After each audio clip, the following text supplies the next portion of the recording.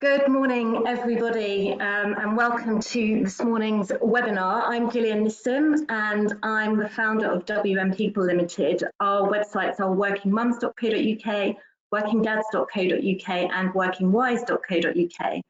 And as well as connecting job seekers with flexible and progressive employers through our jobs boards, we also provide a lot of advice, support, and information around returning to work and finding new flexible jobs through the editorial and the content on our sites, as well as access to experts and toolkits.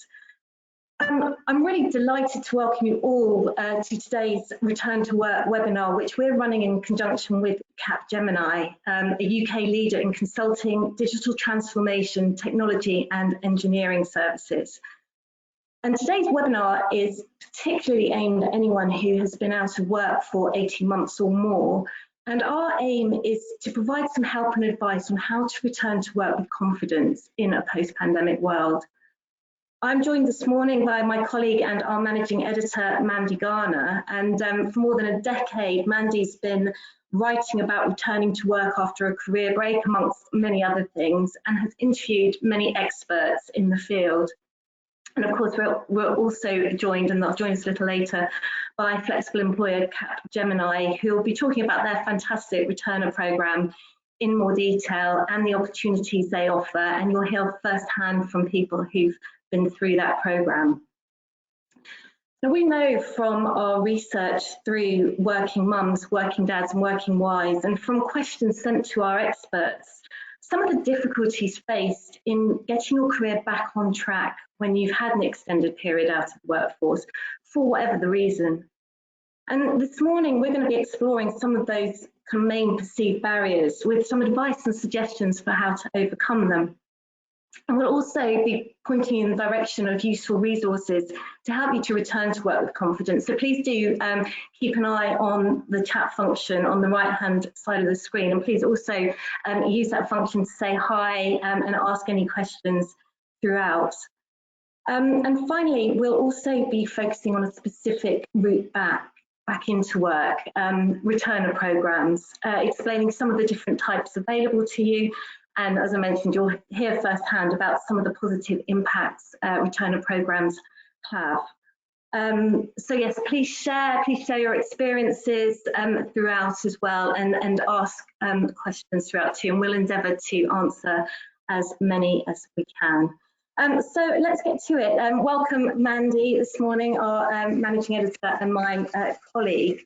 Mandy, you've written a lot about returning to work and returner programmes over the years, and we've had hundreds, possibly thousands of people write in for advice over that time. To start with, what would you say are the most common barriers people feel prevent them from returning to work after a career break? Well, certainly our surveys over the years have shown that there's three main barriers, and those are flexible working or perception of lack of flexible working available, particularly when you're looking, advertise jobs that are flexible. Another big barrier is childcare, cost of childcare, availability of childcare, and the third big one is confidence going down as a result of being lacking in confidence because you've been out of the workforce for a while, but also confidence being knocked if you get rejected, time and time again as well. So there's a kind of, yes, a accumulation of confidence issues there.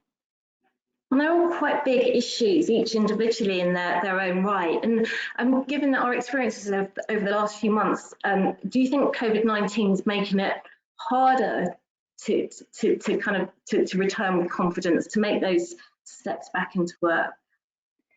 I think certainly people are finding, that people are worried because the labour market suddenly seems to have sort of flipped, whereas before COVID there was a lot of focus on skills shortages, and employers were going out and looking at getting to different talent pools, and now there's a worry that let's see what happens with when the furlough scheme comes to an end, but there's going to be more unemployment, so it's going to be harder to get back in. But actually, that COVID has had a very, very mixed impact. So while certain sectors have obviously been really badly hit, other sectors have continued to, you know, maybe using remote working or other forms of flexible working to function, and other sectors have actually, you know, been busier than they normally would be.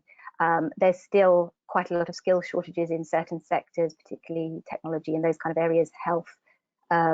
So it's a question of sort of, yes, you know, looking at where the shortages might be, and sort of seeing if you can sort of pitch your skills in that area.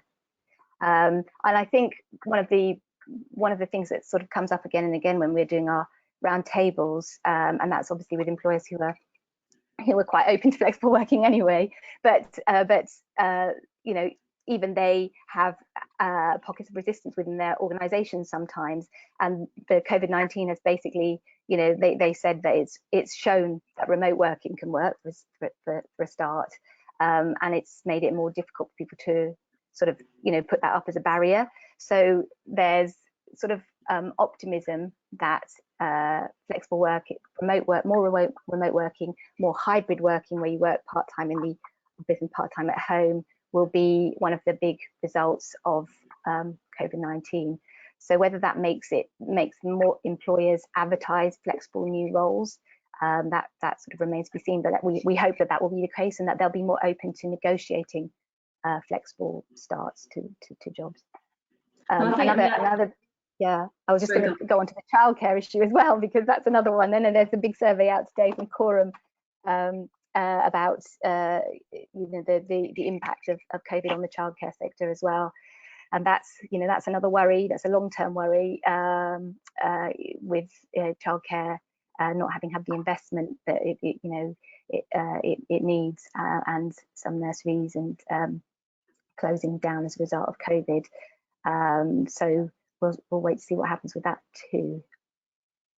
Thanks, Mandy. I think there, you know, certainly some hurdles, but I think some real opportunities potentially as well, certainly around perceptions of flexible working and the ability of people to work in a more agile way. I think that's really encouraging actually as well. The big question obviously is the confidence issue too, and what can we do? How can you return to work with confidence? What can help? What are the steps to take? Big question. Yes, I mean, I think it's sort of you know, just remembering the skills that you have got. I think a lot of the people that I speak to who have returned, who've gone through returner programs or whichever way they've returned, they always say that they were quite, you know, that they were worried when they went back to work, and within the first week or two, they thought they might have lost, you know, that it would be difficult to catch up again, and then they found that the basic principles of their job had remained the same. There may be some jobs where you need to do sort of online courses and catch up and things like that, but the basic skills remain the same. I think people sometimes get very worried about technology, for example, having moved on, and that they're going to be left behind by that. But I was just interviewed somebody last week who was talking about tech imposter syndrome, which is like where people are worried that they don't know enough about, you know, technology, and they're going to be left behind. And they were talking about senior executives being one of the ones that some of the ones that were most affected by this, because they're sort of too worried to ask the sort of silly whatever questions about technology, and that has a big impact on business. But technology is moving so fast that any system that comes in will probably be replaced in the next few months, and everybody will be in the same boat. Everybody's having to keep learning new systems all the time. So it's more about having the kind of mindset of being curious and open to learning new things. So yeah, if you look at it that way, it's easier to sort of rebuild the confidence. Definitely, and I think, I mean, and we know obviously as well from the questions that we have coming into the site, sometimes it's not just that kind of perception of being in a working environment. Again, it's actually, how do I start with my CV? You know, how do I explain that career gap. You know, I haven't been on LinkedIn for a long period of time or whatever. How do I start with that? How do you go about addressing some of those issues? Yeah, I mean, that's one that comes up again and again. How do I do I mention my career gap on my CV?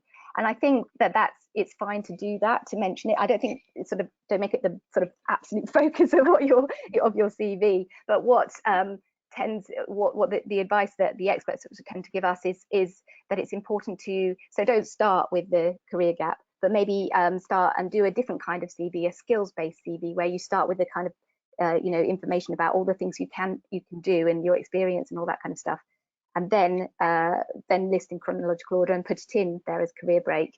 You don't have to make a big sort of and when you mention the career break, maybe mention if you've done anything else during that career break, if you've been on the PTA, what you might have done, voluntary work, you might have done some freelance work or something like that. But it's worth putting that in as well.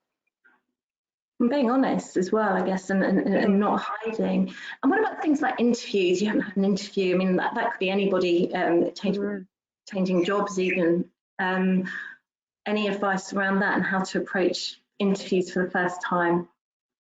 Yes, I think it's a good idea to sort of go through with a friend or just sort of talk through some of the questions. And I think the big focus in interviews is usually, look through the job spec, do your revision, do your research on the organisation that you're applying for, do your research on the job that you're applying to, have examples to back up all of the things that they're likely to ask. So have concrete examples of where you've proved that you can do whatever it is they're asking for, whether that be professionally, it might have been that quite a long time ago, or it might be in your life, outside of work, that you can show that you give good examples, and that that you're able to bring value. It's like making a business case. Basically, you're making a business case for why they should employ you. So think laterally around all the different sort of reasons why you are the best person for the job and why you want that job.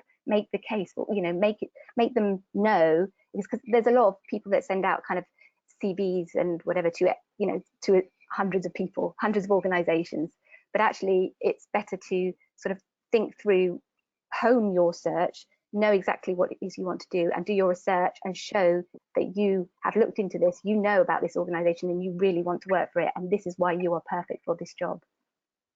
Thank you, Mandy. I think that's really good advice. And in terms of getting more help around these various issues, where do you have any recommendations in terms of where people can look for kind of more detailed support, maybe, and guidance?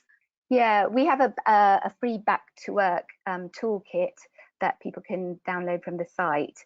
And that goes through all of those things. It goes through everything right from the beginning, from CVs and laying out your CV and all that kind of stuff, and the interviews and video interviews, which are becoming more sort of commonplace, particularly now because there's a lot of virtual onboarding and everything. But so all of those things that you can sort of find out from the experts what they recommend. Brilliant, thanks, Mandy. Another thing too. Oh, sorry. Yeah, another thing too that that's worth bearing in mind is that though this we're in this particular situation with COVID and the recovery from COVID, but the trend is towards more diversity, more flexible working, people working for longer periods throughout their lives, longer working lives. There will be more people taking career breaks as a result of that. There's all the people who've been on furlough as well. It's not going to be as uncommon to have had a career break, and employers are sort of recognizing that is the case, and that that they need to sort of reach out and the benefits of employing people who've had a break and who might bring a fresh perspective. Well, that's great, Mandy, and I think that's a really valid point as well, that the fact that more people are having breaks, that different perspective, in those breaks, life would have been completely different, and that's something else to bring to a business environment as well. I can see why you've been speaking. We've got the Back to Work Toolkit in the link in the chat function on the right hand side, and also a link to more advice from our resident CV guru, Emma Alkiri. There's a Facebook video around CVs and applications after a career break, so do please check those out. And Mandy, moving on now, obviously one great way of being able to get back into work and return with confidence is by completing a returner programme. And we're going to be hearing a lot more shortly from Capgemini about their programme. But I wondered if you could just start maybe by giving a flavour of the different types of programmes, returner programmes that are available. Yeah, so returner programs have been around for quite a while now, and they started in the financial services sector, but they have grown quite a bit and have spread outside of to various different sectors, law and marketing and whatever, and also outside of, they used to be tended to be quite focused on London. There's more of them in sort of different regions now. They're often quite small scale, but some of them are a lot larger. And there are sort of different types. So some of them are about sort of just checking whether you're ready, you feel ready sort of to return to work. So they're kind of more general, sort of getting you up to speed, talking about or some of the issues that the barriers that you might face, talking to other people who are returners who will talk about their experience. And then others offer returnships, which are kind of like a project-based role. And at the end of that role, there may be or there may not be job opportunities within that organisation. And others like UBS's Career Comeback Programme, they're a direct they're a direct job basically, but they're a supported job. So you go back into the organisation, but you have the support of mentors and all of that kind of thing to help you get back in. And the the advantages of the returner programs is that they understand all of the issues, all of the that people might face, the confidence and all that kind of thing. And they also, so they provide the kind of mentoring and buddying and support, and they create a kind of cohort as well. That's a really important part of a returner program often, where people have, so you come together with other people who've gone through similar sort of experiences to you. You're not on your own, and people keep in touch afterwards, and they share, even if you don't get a permanent job within the organisation, you might sort of keep in touch with people and they'll let you know if there's openings or that kind of thing. So those are really, really invaluable. It's fantastic, and we know as well through the roundtables that we run with employers how the programs are consistently honed, adapted, and improved all the time. It's been really exciting, I think, to see that progression over the years too. Mandy, thank you so much for that. It's a brilliant point to, I think, welcome the Capgemini panel to join us and say goodbye to Mandy. Thank you. And Capgemini are going to be telling us more about their relaunch program. And the panel includes two colleagues as well who've actually been through the program. So I'm going to introduce them very shortly, but please do use the chat function on your screens to ask any questions you have. We will try and get through as many of those questions this morning as we can, and any that we can't, we will take offline and reply to after the webinar. So I'd like to introduce now, if they can switch their microphones and videos on, Laura Neville and Claire Mills, who are Relaunch at Capgemini Programme Managers, Jo Long, who is Business Operations Manager and Hiring Manager at Capgemini, and also Christine Pittman and Navinda Kang, who've both completed returner programs. And welcome everybody, really delighted that you're here this morning. Morning.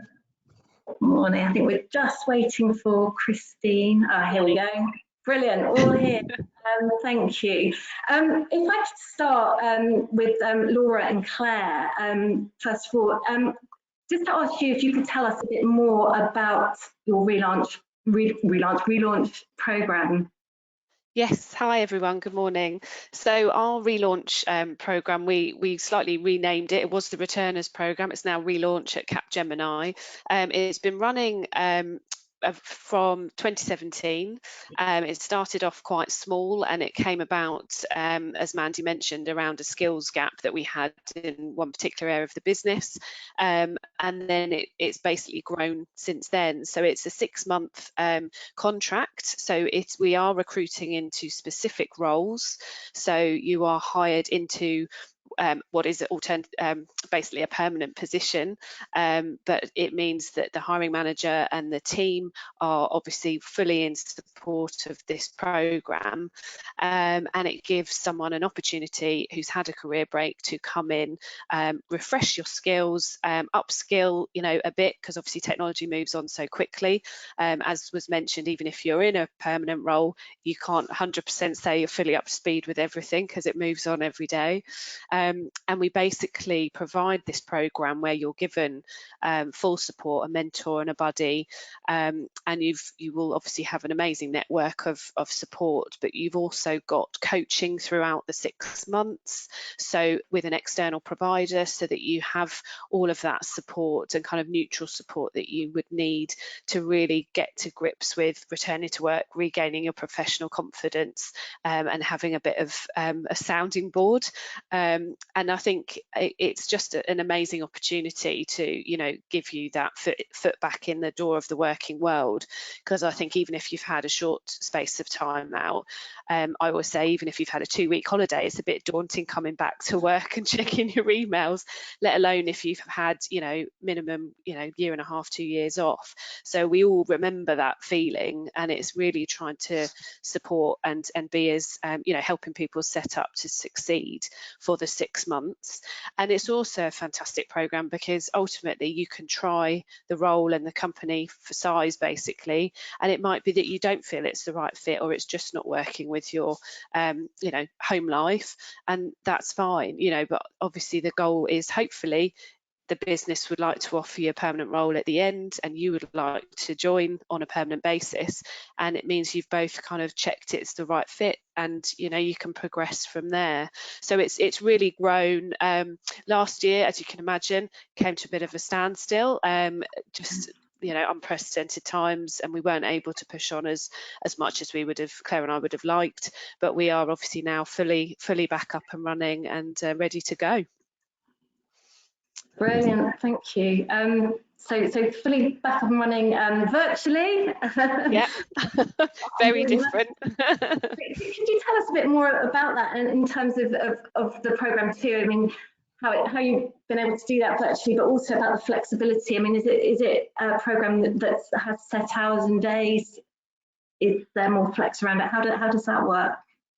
So I guess in terms of that, our contracts have never changed and probably won't, but we have always had quite a flexible offering throughout the company. Yes, there have been more office-based roles. There are obviously client-facing where you might be expected to be in Scotland for one week or whatever. So it's very honest, open conversation that we have as a returner program of where you're expected to be. As we know, everything's different at the moment. Everyone is working from home pretty much regardless. We do have some of our employees are out and about, but in terms of flexibility, it's kind of more about the conversation, what's going to suit some people, what does suit the business. You still have to bear in mind that there are going to be roles that can't be done remotely, but I think as Mandy touched on earlier, the pockets of resistance that were in place, even with Capgemini, for example, have now kind of been blown out the water slightly of, well, actually, you can do it remotely. Whether or not it's going to suit everyone, not everyone actually wants to work remotely. It's worked well for some people, doesn't work well. Laura and I, for example, are kind of good role models. We job share, we're working mums, hence apologies. We shouldn't be apologising, as we've been told by Capgemini, which is great, for children, because mine are still at home, unfortunately.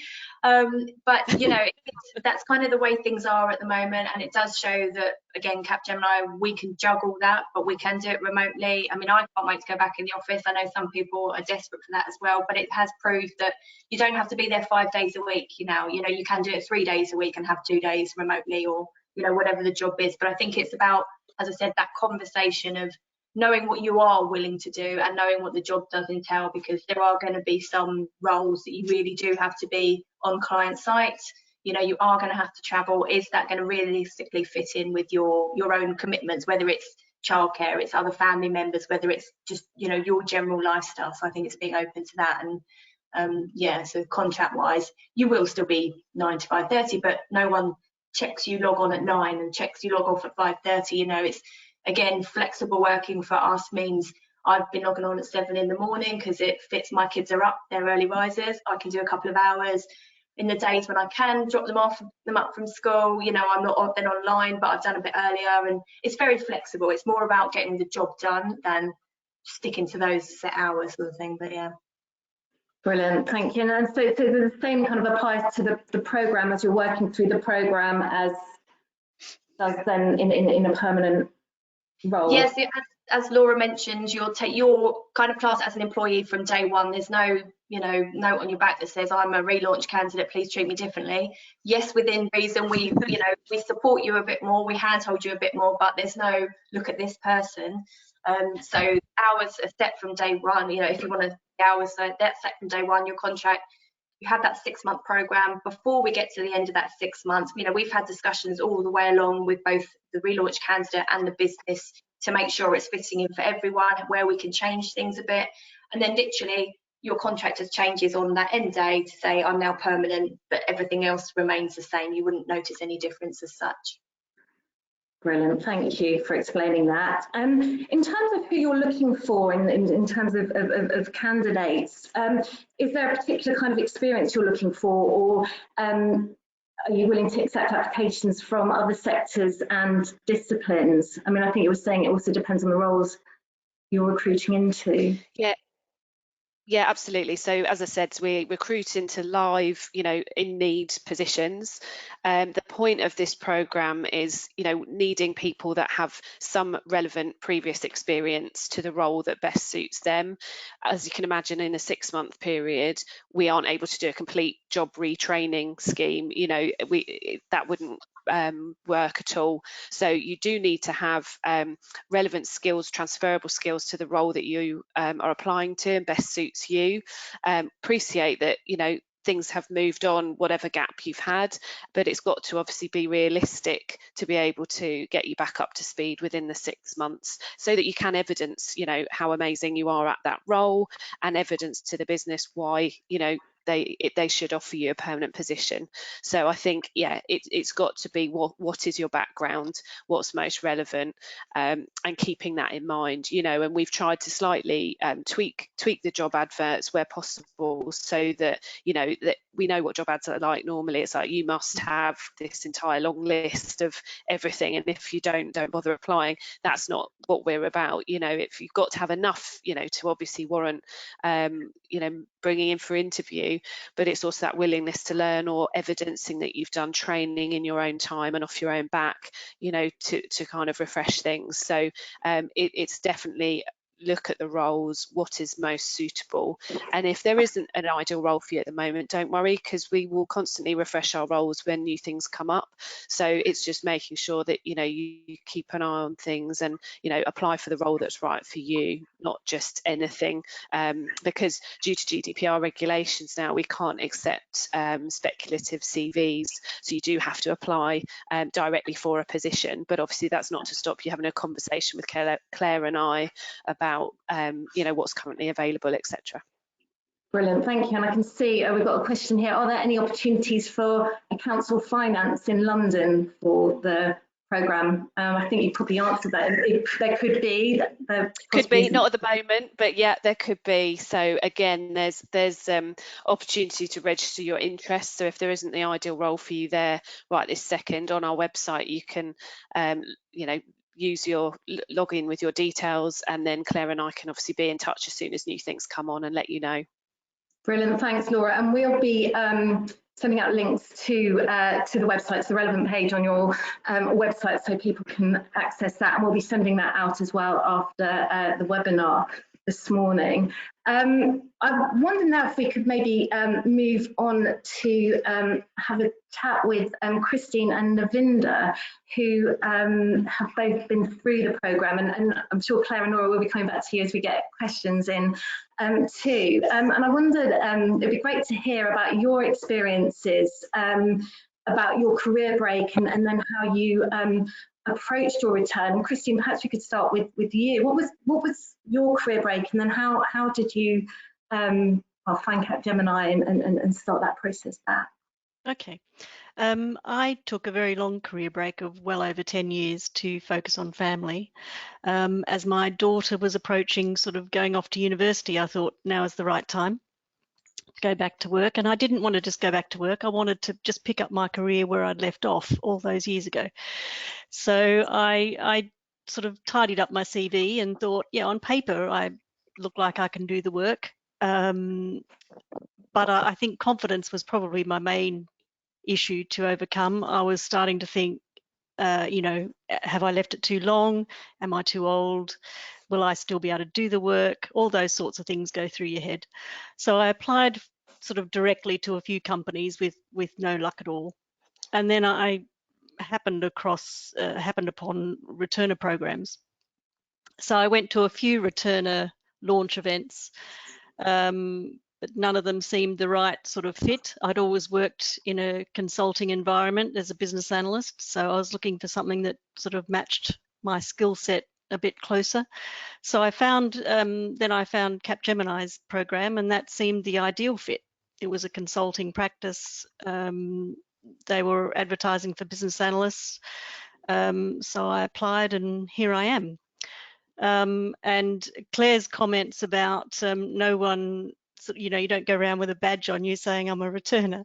That's very true. No one knew in the project team I was placed in, no one knew that I was a returner unless I told them. So overcoming the confidence thing, I think it was I think with the returner programs, the emphasis is on your skills, so you don't feel you have to apologise for a career break. It's recognised, yes, you've had one, but let's look at your skills, and I think that takes a bit of the pressure off in terms of overcoming the confidence issues. And once I was back at work, sure, there were technology issues and things, but it's like starting any new job. There are always questions about how that particular business does things, or it's just like starting a new job. So within a week or two, it was like I'd never had a break. It's your skills are still there. Yeah. That's actually really, really reassuring to hear. It's that idea of, the thinking about it's almost worse than doing it with the right environment around you. So I think really, really helps. And if you had a bit of advice to someone who's a bit nervous about applying for the program, what would you say? I think just remember, review your CV and just remind yourself that, yeah, I can do this. And I think a returner program gives you that sort of the opportunity, as Laura was saying, to sort of try it out. And an organisation like Capgemini, there are lots of different opportunities. So once you've got your foot in the door, if the area you've joined doesn't seem to fit, there's always the opportunity to look at other aspects of the business. So I think returner programs are just fantastic in just letting you get back in, and once you're back in, I think you realize your confidence grows almost immediately. Brilliant, thank you, Christine. And I can see a few questions, and before we come to these questions, I'd really like to ask Navinda if you could share your experience, both of the career break and returning, and how you feel you benefited from the programme as well. Thank you. Yeah, I think it's pretty much same as Christine has gone through, although my time spent was 2.5 years. I took a career break. And when I started applying for the jobs, it was a lot of tick options you have to go through. Are you an Agile? Have you done Agile certification? Have you done a Scrum Master certification? My answer was like, no. And I tried to find answers. Within that, kind of looking jobs around and getting some no's from some of the jobs, I just stumbled across this women's program. I was like, oh, it's probably something for the woman to return back to the work. But I started reading it, and I found it's just not for women, it's for men as well. that's one where it started. Start looking and start digging more into it. Read a number of articles. I didn't get the opportunity to attend any event as Christine has done, which I think is great if you could get one. And then I started looking, and I came across jobs, and Capgemini does support the program. I found a job which is of my interest, applied it, and it was a pretty straightforward process. Like within 3 weeks or so, I got a call from Claire saying, "Are you? How about this?" And she explained me what the process will be, and the first interview as a phone interview, which went through very well. And Claire then rang me back saying it will be a face-to-face interview, and you need to come to the Over Holborn office in London. Yeah, got a job there. Gave a small presentation on a business case they asked me to do. I was nervous, to be honest, because it's just like the questions around it, like how well you are with tech knowledge, how quickly you can learn other things. Now, learning was something I'd say you should be open to, and that's what I displayed in my interview, with a face-to-face interview, and a week after I got a job offer. This is something really moving for me, because yes, I'm working now, and you can see, I think Laura has mentioned it, that you need to, I mean, even if you're a permanent and been employee for a long time, you still learn almost every 3 to 6 months. Something new comes in. But getting your first step in was always challenging, was difficult, and you're thinking, oh, what they asked me something as a business analyst, write me a technical story, for example. I was like, I wouldn't know about this. But I got through this program. I got a career coach throughout the first 6 months of joining the Capgemini, who has helped me to overcome a number of things, including how to prepare for client interviews or project-related interviews. And I got a mentor or buddy, as they, who has guided me to take up a number of training opportunities within Capgemini. They were all paid by Capgemini. So I took on the courses like Agile Basic to Agile Advanced to AWS Cloud, Microsoft Cloud, and that has helped me to secure a role in robotics with one of the leading public sector client. And when I went there on the role, no one knew that I took a career break, and everyone's saying, "Oh, you just work brilliant." And that sort of the confidence came from those training sessions, those career coaching and support from HR. Not even a single moment I felt that I'm new to Capgemini. I built networking. I think that's something important. And that networking has helped me secure another role within the client. So I'm still working with the same client. It's been more than a year and a half now, and I was initially hired with a client for 3 months, I believe. Wow. So yes, there are. You may be nervous. I can feel. I can tell you. Yes, I've been through that. But if you're open to learn something and you're agile, the support is there from the Capgemini, and I felt it right from the day one. I'll keep saying on that, but that's what I felt. And another important thing I've learned from my career coach is, which probably I was missing, to keep a STAR approach for all of your answers in your interviews. There is a problem, and this is the problem statement, and this is how you dealt with it. And this was what the outcome was. Now, it doesn't matter. It doesn't need to be from your professional previous roles. It could be anything from your personal. So when I was not working, what I was doing, how did I manage my work? How did I manage my finances and all the stuff? So I gave examples, not all of them, it's a couple of examples from my personal life. And that was very well absorbed in my interviews, and they appreciated it, and they say, yeah, that's good that you came up as an honest answer. So not always, especially on this returners program or relaunch with the woman to work, back to work, So be open, be honest, and feel free to give the answer that you feel is the appropriate, and need not to be from a professional, your career that you probably did 5 years ago, 10 years ago, 2 years ago. Yeah, so I think I found it really, really nice. The sport, the program itself, and getting on to the roles. Brilliant. Thank you, Navinda. And I think, it's really great insight and honesty too. And I think your point about, answering authentically as well in terms of responses that are relevant to what you have been doing. Absolutely makes sense. Thank you. In all of this, and we've just heard quite a lot, I think, from both Navinda and Christine about the support that's offered. And obviously line managers are really, really key at this point. So it's a really good time, I think, to introduce Joe Long, who is Business Operations Manager and Line Manager. Morning, Joe. And I wondered if you could maybe talk a bit about the specific support that you give to returners.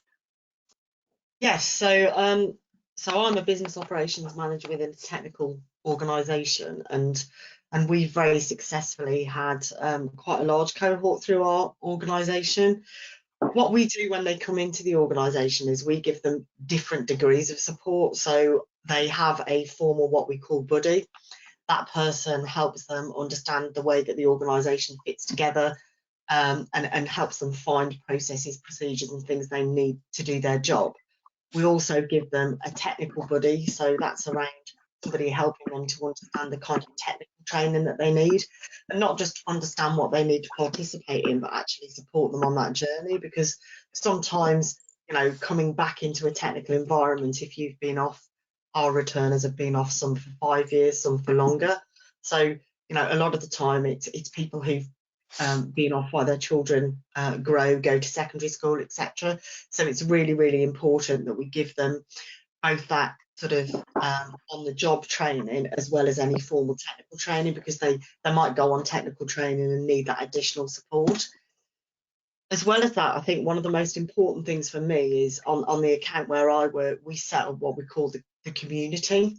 So what we did is we encouraged all of the returners to get together once a month, and they used to come into a room with me and we would chat just really about the way that they were feeling on the programme. Because I think, as has been mentioned by a couple of the returners themselves, is we had a group of, and primarily on our account it's been women, but who'd been out of the workplace for a long, long time, and they did really, really suffer from confidence issues.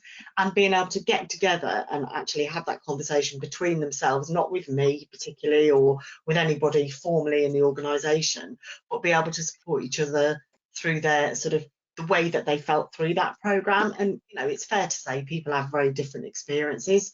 Primarily they're wholly positive, but there are times when they need a little bit of additional support. Knowing someone else has been through that as well is a great advantage to somebody who perhaps is feeling a little bit, I'm not really sure, am I doing as well as I should? And particularly when they are in a work environment where there might only be one of them in an organisation full of, my organisation, it's 200 people. We were lucky because we've taken them in groups, but it can be quite daunting at times, and you can feel like the odd one out if you need to ask questions. So just being able to have that conversation is fantastic, and clearly you get all of the job training support on top of that as well. So we focused very heavily on making them feel part of that organisation, not making them feel that they had a label of any sort, and just being supported as we would support a graduate, a direct hire, but perhaps they just needed a little bit more technical help. Brilliant, thank you. And I can see there's questions coming in all the time, which have been so addressing one of the maybe come back to some of those in a minute. Addressing one of the questions that's come up around flexible working. So I use the returners programme in our organisation to really promote flexible working, and this was pre-pandemic. So we were in a situation where a technical org, we'd never had job shares, we'd never had part-time, and we actually made sure that we brought returners in and we gave them all of that. So we had the first job share in the organisation with a returners group, and it was great because obviously the pandemic has made us all work very, very differently now, but we're now in a completely different place around flexible working than we were when we started two and a half, Claire, Laura, 3 years ago. Yep. You know, Yep, it was Teresa. something that was very new and was very much being adopted. Completely different now because we're all doing it, but you know, it gave us a real insight into why people needed to do that. It's really interesting, and that helped to, I mean, we talked about pockets of resistance earlier. I mean, I guess it's this kind of thing that really helps to address some of those challenges that you're showing it works. Yeah, absolutely. Really interesting. Jo, one last question. I mean, what would you say are the benefits of hiring returners? I think first and foremost is, for me personally, it's lots of things. I guess it's the fact that they want to be there. They're there through choice. They've got a fantastic work ethic. You know, a lot of people, or most people, I think, that come into the programme, we're not building a new skill. What we're doing is we are tapping into the skill that they already have, and what we're having to do is just refine it to, you know, the technologies that they're working in or the particular job that they're sitting in at the moment.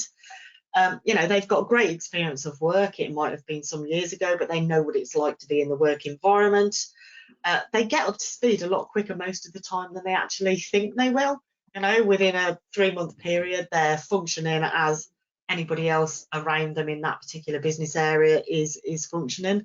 And also, you know, we get a loyalty from them as well, because we're all the time we're investing in them. You know, we invest in all our staff, but we're particularly investing, you know, in returners. We're giving them an opportunity, and I've found that in our organisation we have got that back in spades, and we've had some absolutely fantastic success stories. So on our account, we had somebody who came in as a business analyst, and she has gone on and she's applied for a highly technical architects academy position, which she got, and she's now functioning within the architects community. So you don't have to decide that you want to come in as a business analyst and be a business analyst or a programmer, or, you know, whatever your speciality is. It just opens so many doors. Once you're in and you've got that role, the whole of Capgemini and the functions and the roles that they perform is there for the taking, really. So you're not pigeonholed into doing one thing for the rest of your career. It's entirely up to you where you go.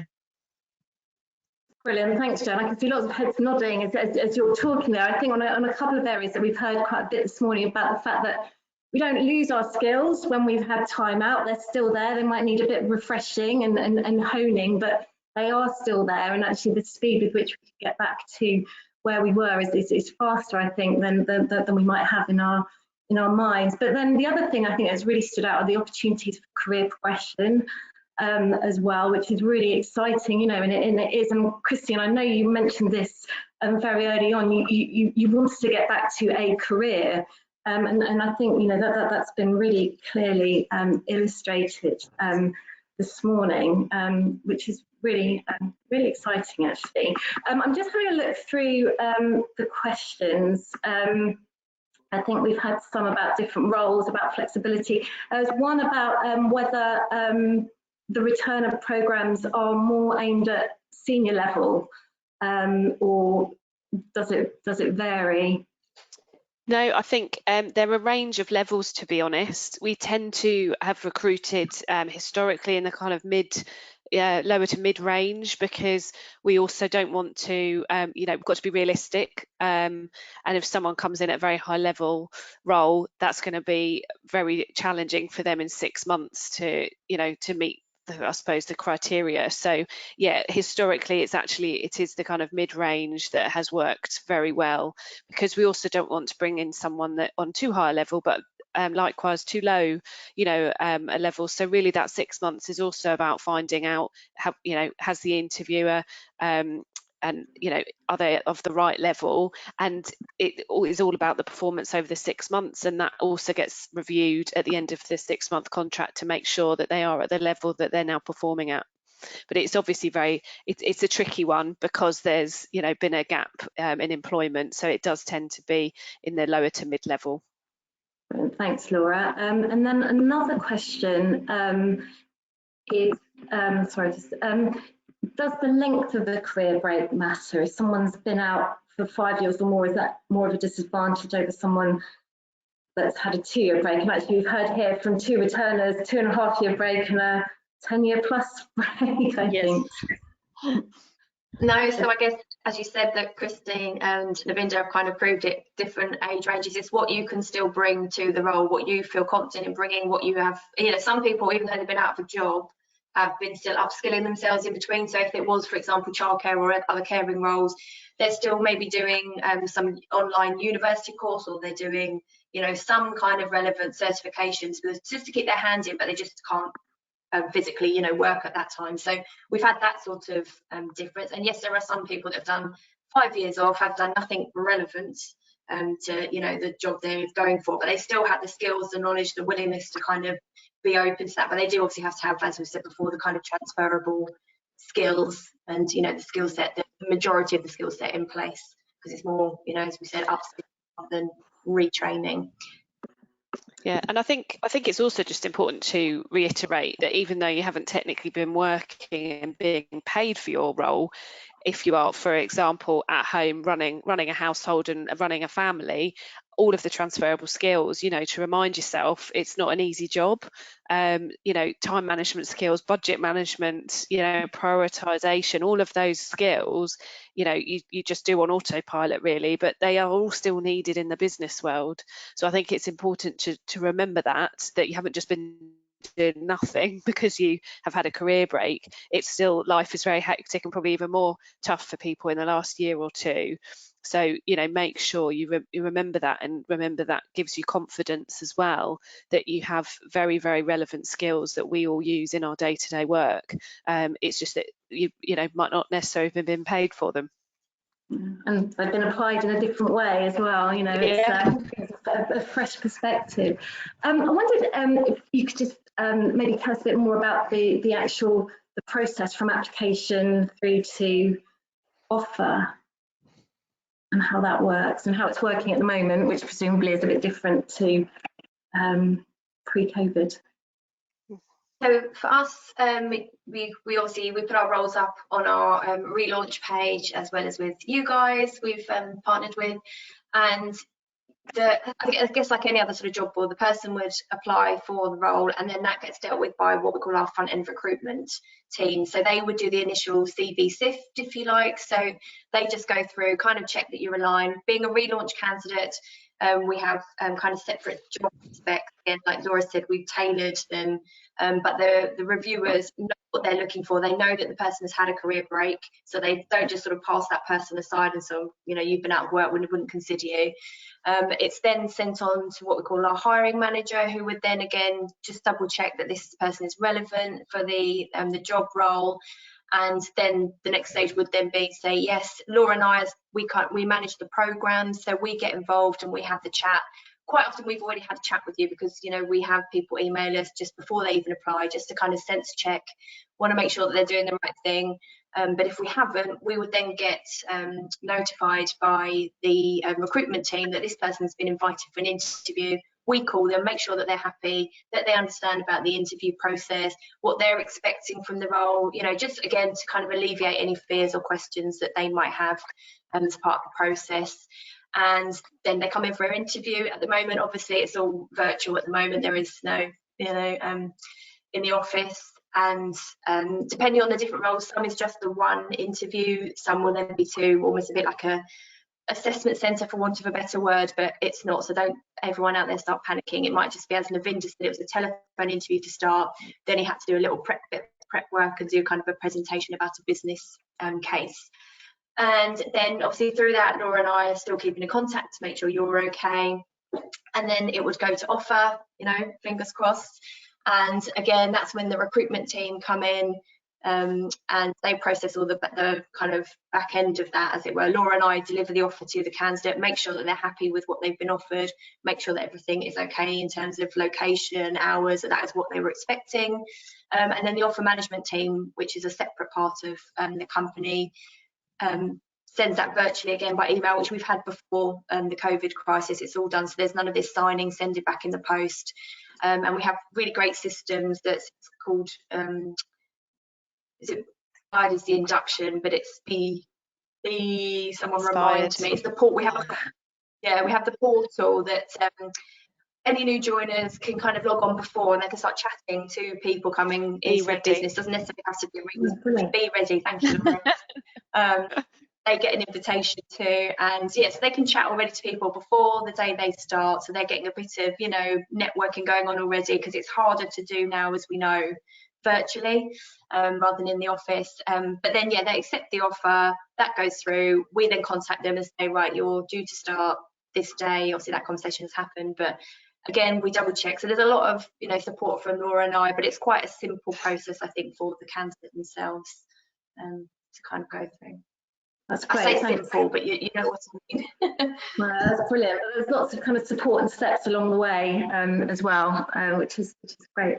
Great to hear. We've got one question here. Oh gosh, stats. I don't know if you have these to hand. Do you know the percentage of those who join the returner programme who are kept on permanently after 6 months? Percentage, I can't say we know, but we've had a very high success rate. So in terms of 2019, we'll go that joined. I think we've only had 3 left out of about 15, 16. Yeah. And that is purely, we can't lie, one was not suitable for, us. And the other 2 were basically, again, the whole point we do the 6 month kind of contract side to start with is that it didn't work for them. They realised that, one of the relaunch candidates was more on client side. She thought it would be fine, the travel, the home commitments, and it just wasn't. And so it was kind of a mutual agreement that it wasn't right for her, rather than like I say, it wasn't us that asked her to leave. It just wasn't working out.